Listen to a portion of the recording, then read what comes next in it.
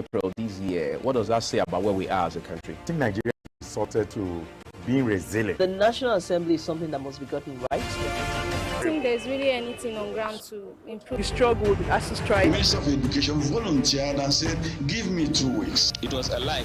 The president never gave me any deadline. In transforming the economic fortunes of the country. The president gave the charge when he inaugurated the council headed by Vice President Kashif Shettima at the Aso Rock Presidential Villa, Abuja. Our correspondent Florence Shaw reports. The inauguration of the National Economic Council comes a week after President Tinubu had directed NEC to meet up with interventions to mitigate the effects of the petroleum subsidy removal. President Tinubu says the task of recommendation are translated into brilliant government policies. It is also evident that the task of growing our economy is quite enormous. But you and I ask for it, we campaign for it, we even dance for it, we beg for it. So we have no reason to complain. The president restated his administration's commitment to delivering on its promises to Nigerians. To promote economic growth and development through job creation, food security, and an end to poverty. To prominently feature women and youth in all our activities, and to encourage corruption while strengthening agencies. After the inauguration, the council went into a closed-door session. The NEC meets monthly and is mandated to advise the president concerning the economic affairs of the federation and in particular on measures necessary for the coordination of the economic planning efforts or programs of the various governments of the federation. Membership of the NEC comprises the 36 state governors and other co-opted government officials, all in attendance. Others in attendance included the Secretary to the Government of the Federation, George Akume, Chief Executive Officer of the Nigerian National Petroleum Company Limited, General of the Federation, Oluwatoyin Made, Acting Governor of the Central Bank, Folashodun Shonubi, Permanent Secretaries, Budgets and National Planning, Federal Capital Territory Administration, the State House. President Bola Tinubu has met with former head of state, General Abdulsalami Abubakar, at the presidential villa in Abuja. Abubakar, who recently turned 81, visited Tinubu 48 hours after former President Goodluck Jonathan was at the villa to brief the president on developments in Mali. Months ago, Abubakar had chaired the National Peace Committee that brought all in the February 25 presidential election to sign a peace accord to minimize tension during and after the polls. President Bola Tinubu has met with the governor of Nasarawa State, Abdullahi Sule, former governor of Katsina, Aminu Masari, amongst others. Florence Shaw Adegoke completes the story. National Petroleum Company Limited, Melkari, the chairman of the Economic and Financial Crimes Commission, Abdul Rashid Bawa, and the managing director of the Niger Delta Development Commission, Samuel Ogboku, while the NDDC MD and NNPCL Group CEO said they briefed Mr. President's audience to cushion the effects of fuel subsidy removal. Interested in knowing some of the security challenges we have in the state. The state is always an area where some of these few security challenges come up because a lot of these bandits and kidnappers and the rest of that always target Abuja. They think that's where the money is. So they usually come between our border and Kogi, our border with Benue. You know, so we had a few of some of those issues. In fact, a few days ago, we had almost 20-something people who were kidnapped at the main highway coming to Abuja. But God so kind, we were able to get all of them back. Again, we were able to get all of them out yesterday. You know, so I'm sure Mr. President got his security report that some of those issues came up. And then supported the idea of removal money that will accrue to the Federation account And we believe that in the long run, the ordinary person will be better off. And I think there are many areas to look at where subsidies should be removed, so that will free the economy, so that resources will be available for development. Mr. President is working on several steps to bring palliatives on ground so that Nigerians can benefit from it. More than anything, there's a structural approach to make sure that Nigerians have access to cheap fuel in the form of CNG and LPG, and this is work in progress, and I believe that this will be rolled out very soon. If we intervene in the areas of underdevelopment, definitely oil theft will also reduce. So we, as an interventionist agency, we are not involved in pipeline security. There are people who are doing pipeline security, and the NNPC have also awarded contract for pipeline security and all that. So for us, it's just to support the youth too. And once we support the youth in time to carry out some engagement program for youths and empowerment program for youth, to believe that, yes, the mindset will also shift. Meanwhile, all engagements were held. President Bola Tinubu has received the Emir of Kontagora, His Royal Highness Alhaji Muhammad Barau Muazu, at the presidential villa in Abuja. The Nigerian leader also welcomed the Emir of Bergu, His Royal Highness Alhaji Muhammad Sani Dantoro, to the State House. Folorunsho Adegoke completes the story. Both monarchs, who were from Niger State, said they came to felicitate with Tinubu on his inauguration as president and discuss some security challenges in their states. Discuss about the recent issue of insecurity in our area and roads, that's all. He talked about security challenges, which is also confronting the entire nation, and we believe that he's going to do something. We told him what actually is going on in our areas, and we want him to come to our aid, and he has promised he's going to do his best in terms of this security challenge, even the entire nation, because it's one of the promises he made during the campaign, that the issue of insecurity by the grace of God will be.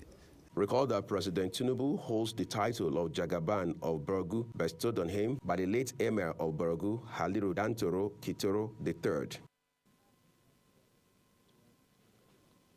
President Bola Tinubu has approved the indefinite suspension of Abdulrasheed Bawah as Chairman Economic Financial Crimes Commission, EFCC, to allow for proper investigation into his conduct while in office. This followed weighty allegations of abuse of office leveled against him.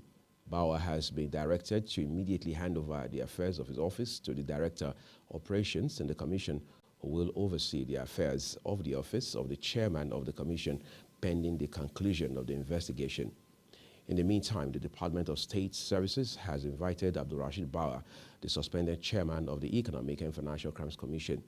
A statement by the spokesman of the DSS, Dr. Peter Afunaya, says the invitation relates to some investigative activities regarding his handling of the commission.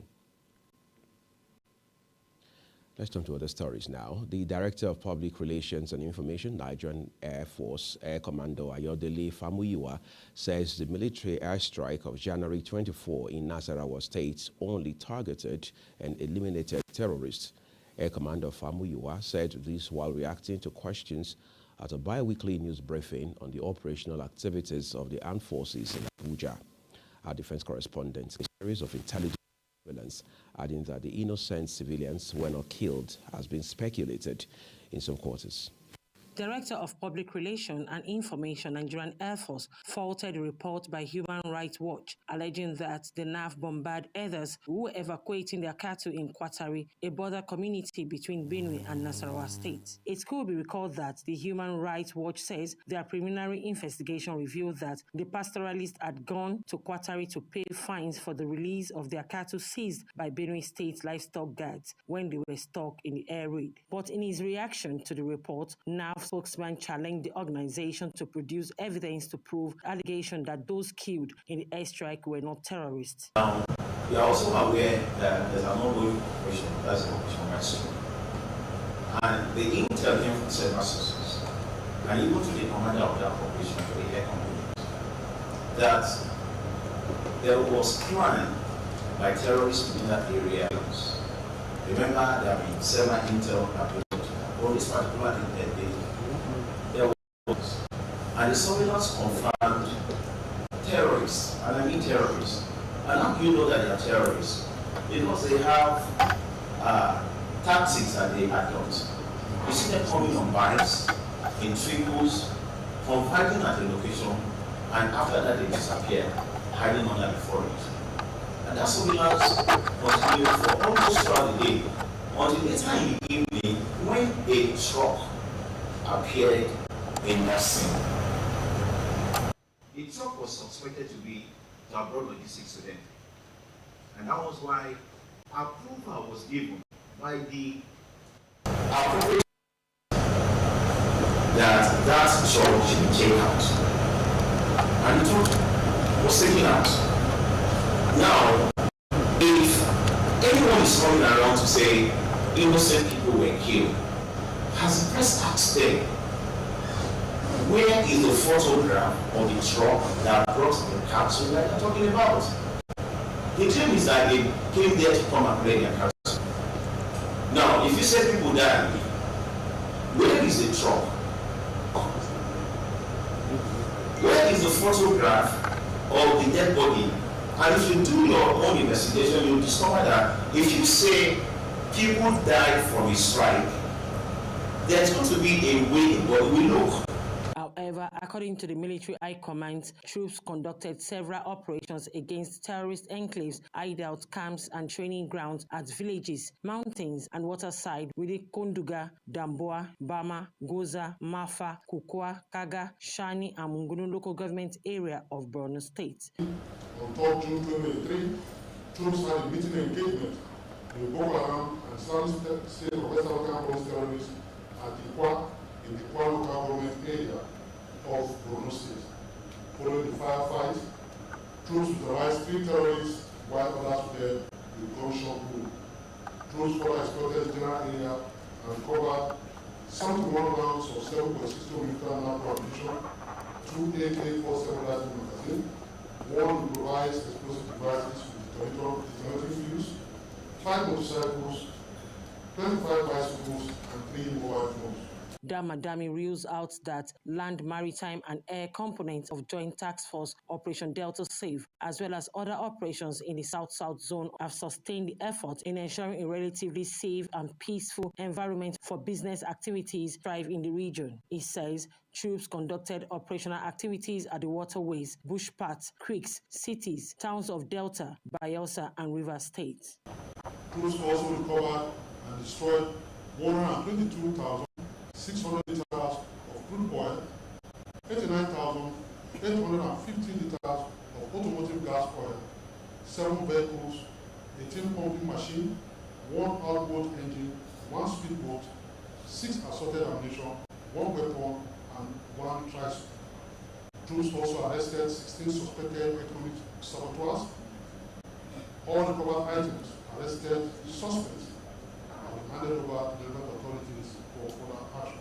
In a related development, the Director of Public Relations and Information, Nigerian Air Force, Air Commodore Ayodele Famuyiwa, shed more light on the Air Force regiment on patrol that was under attack at Biningwari. Yesterday evening, a Air Force regiment on patrol came under attack from several bandits between Kono and Biningwari. The aggressor was calling for process support, and it was observed that the number of bandits were really many, maybe close to 200 or more. There was heavy gunfire. We lost a truck. The report of that particular encounter is yet to be supported with good enough. But I can tell you that several terrorists were killed, and in their legal way, I see them evacuating their deaths. When we get that report, I take reports out from the air components. We're going to make it available to us. The military high command, however, commends the unrelenting effort and resilience of troops and other security agencies in the various theaters of operations across the country. Kike Lomo Okeri, Global Television News, Abuja. Bilimiano Ismail has been elected Speaker of the State House of Assembly, while Adamu Aliyu from Gomichu constituency has been elected Deputy Speaker of the House. The Speaker and his deputy emerged unopposed as they were unanimously chosen. Now completes her story. The The election was presided by the clerk of the State House of Assembly, Shehu Saidu Anka, who asked the new speaker to the oath of office, after which other members follow suit. The People's Democratic Party, PDP, won 17 seats in the Zamfara State House of Assembly in the last general election, while the All Progressive Congress, APC, won 7. The newly elected Speaker, Bilyaminu Ismail, in his inaugural address promised to work with the state executive in order to bring rapid developments to the state. The House will harmoniously work hand in hand with the executive and judicial arms of government, taking into consideration the doctrine of separation of power to set the ball rolling. In this respect, we will inshallah operate an open-door policy and continue to consult some professional bodies, government and non-governmental organizations, religious and traditional leaders, other relevant stakeholders, and of course, our constituents for professional and fatherly advice that will enhance our performance. The executive governor of the state, Dauda Lawal, who was represented by his deputy, Mani Mumuni, was an observer. Akpasandra reporting for Global Television. Zamfara security agencies have been tasked to explore dialogue, respect one another, and protect human rights of civilians in troubled areas. High points of discussion at the two-day training of joint security agencies and community leaders dialogue on civil-military cooperation and civilian protection in Gusau, the Zamfara state capital.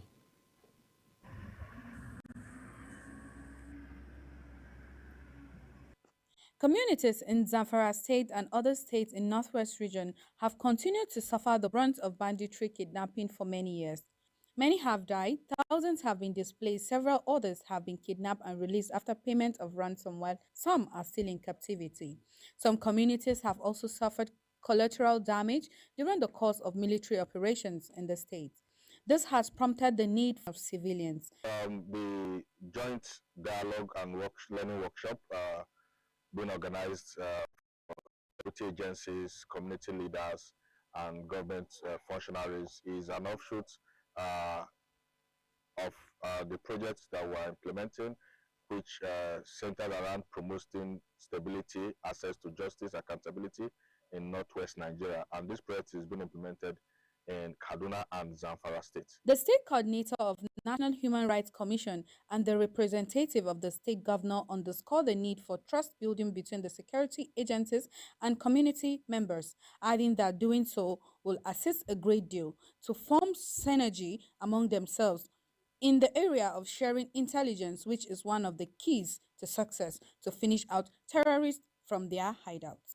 I'm sure with dialogue, with this kind of training, with this kind of workshops, there are change of ideas, there are understanding between the communities and the law enforcement agents. So all the sides are getting better, and I'm sure with this kind of dialogue, this kind of workshop, we'll be getting better. And the theme of today's dialogue, we'll just quickly call on the security personnel to, as usual, they are doing their very best. And we first call on the civilians to give the security agencies the needed cooperation. I believe when they do, the security operators will find it very easy to operate within the terms of engagement. The consensus of participants here is that it is important to be careful and professional in carrying out their various responsibilities and share credible intelligence with security agency. If Zamfara State and Nigeria must succeed to eliminate all forms of security challenges by Global TV News. In an effort to eradicate incidences of drug abuse and illicit drug trafficking in the country, National Drug Law Enforcement Agency (NDLEA) and the Narcotics Control Bureau of India have signed a memorandum of understanding aimed at curbing movement of illicit drugs between Nigeria and India. This was revealed in a statement signed by Director, Media and Advocacy of the NDLEA, Femi Babafemi. The Chairman and Chief Executive Officer of the agency, Brigadier General Buba Marawa, retired, who signed the Memorandum of Understanding on behalf of Nigeria's premier anti-narcotics agency, said the move is an affirmation of the foresight and commitment to the task of ensuring the safety of the citizens and the global community at large.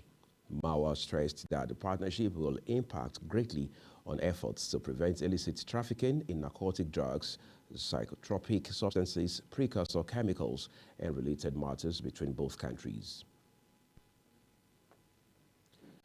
The Inspector General of Police, Usman Baba, has ordered the sealing of the secretariats of the 17 local council of Plateau states. The order follows the suspension of chairmen and councillors of the 17 local councils by the Plateau State House of Assembly in order to pave way for investigation into the activities of the councils. The Plateau State House of Assembly had on the 1st of June 2023 announced the suspension of the local councils, saying that the suspension followed the inability of the councils to submit records of their income and expenditure for investigation. The newly elected governor of the state, Caleb Mufwang, had last week sworn in transition committee chairman for the 17 local councils of the state following their suspension of the elected council chairman. The Federal High Court sitting in Abuja has admitted to bail a former registrar of the Joint Admissions and Matriculation Board, Dibu Ojerinde. The ex-JAMB boss is standing trial alongside 10 others, his 3 children, a daughter-in-law, and 6 companies for corrupt practices, abuse of office, and money laundering by the Independent Corrupt Practices and Other Related Offences Commission, who is prosecuting the offences.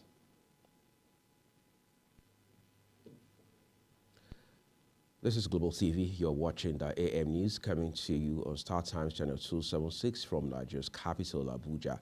Do well to follow us across social media platforms at Global TV NG. Coming right up, NLC proposes wage award to federal government. We have this and more for you right after this break. Please stay with us. For sure. Incidentally, we have several more stories.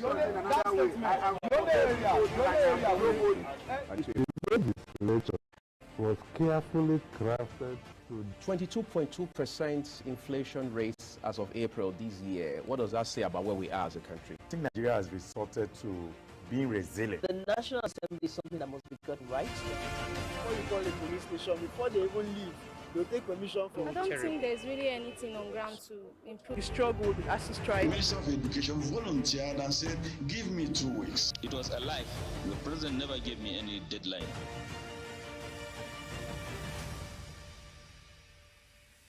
Bayes University, Abuja, Nigeria is a 21st century institution with a secure and serene environment for learning. The institution has designed a superb curriculum for educating tomorrow's leaders with a unique system that has brought modernity and innovation into tertiary education. From its IT-driven system designed for seamless academic activity to high-end equipment and infrastructure, as well as highly motivated staff from across the globe, Bayes University is running with its mission to be the best. The institution also has a fully equipped state-of-the-art hospital with a signature of excellence. Bayes University Hospital is ready to cater to the healthcare needs of the continent. The success from Bayes University now has an offshoot in the establishment of the Baba Ahmed University in Kano, Nigeria. Bayes University offers an exciting learning experience for all students and gives value for money. Bayes University. Learn to live. Welcome to Global Morning here on Welcome to the AM News. The death toll from flooding. Most time our politicians just bring illnesses too, for sure. Incidentally, we have several more stories. Education volunteered and said, give me 2 weeks. It was a lie. The president never gave me any deadline.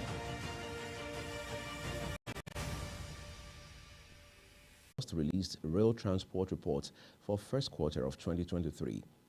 In the report's transport for the first quarter of 2023, the NBS added that a total of 59,966 tons of goods were transported in the first quarter of 2023 compared to 39,379 tons reported in the same quarter of 2022.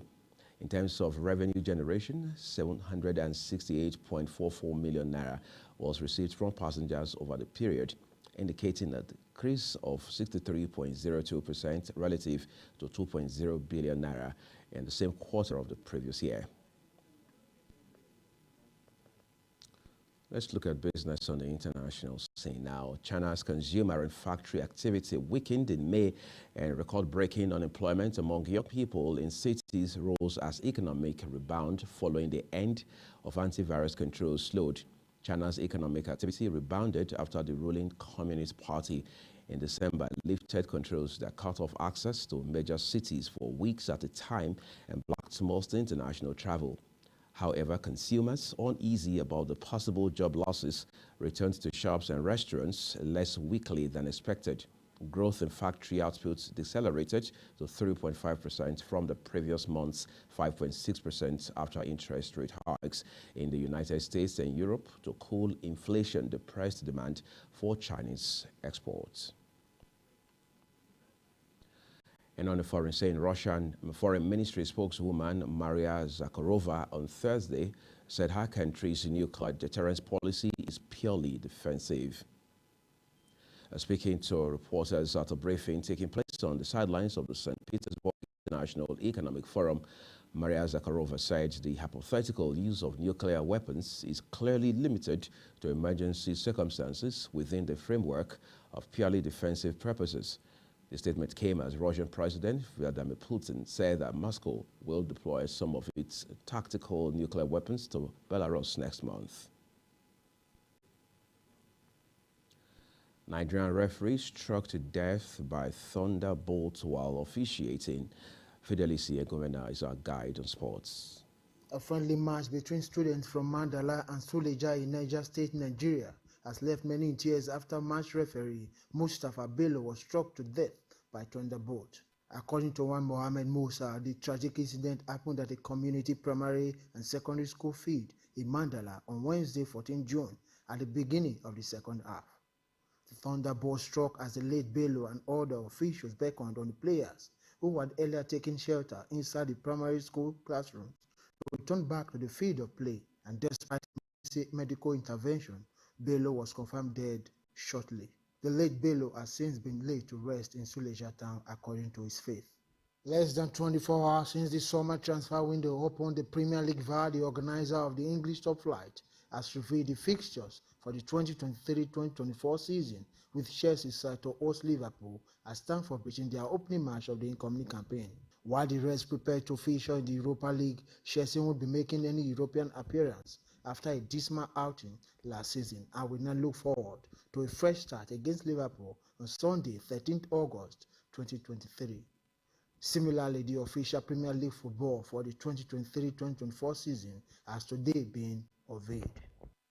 Amidst talks with Napoli for a new contract, Super Eagles international forward Victor Osimhen has received 2 offers from Chelsea and Paris Saint-Germain. The Nigerian sensational performance for Napoli in the last campaign has raised its value in the transfer market to an all-time high. The Super Eagles forward had a superb season, raking in 26 goals in the league and lifting the Scudetto as well as the Capocannoniere. With the former Lille star having just 2 years left on his contract, Napoli faced challenges with Osimhen, who is hesitant on the contract renewal.